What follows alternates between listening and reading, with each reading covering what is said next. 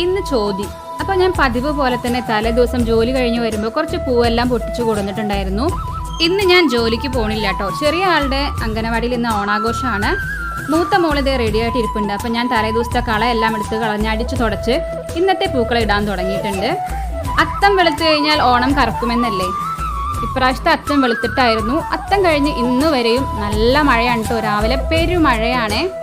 അപ്പോൾ ദേ ഇന്നിപ്പോൾ കറുത്തിരിപ്പുണ്ട്. മഴ പെട്ടെന്ന് തന്നെ പെയ്യുന്ന തോന്നുന്നുണ്ട്. മഴ തകർത്ത് പെയ്തുകൊണ്ടിരിക്കുകയാണ് കേട്ടോ. ഞങ്ങൾ ഇതേ പൂക്കൾ ഇട്ടുകൊണ്ട് തുടങ്ങി.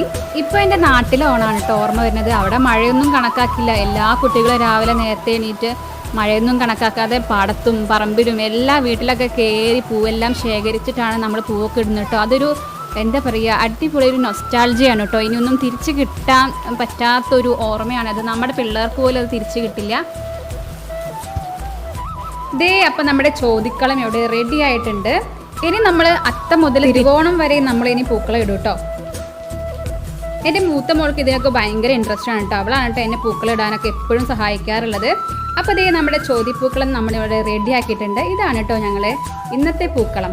ഇത്തവണത്തെ തിരുവോണം മഴയത്ത് കുളിക്കുമെന്നാണ് തോന്നുന്നത്. ഈ മഴ കണ്ടിട്ട് അങ്ങനെയാണ് കേട്ടോ തോന്നുന്നത്.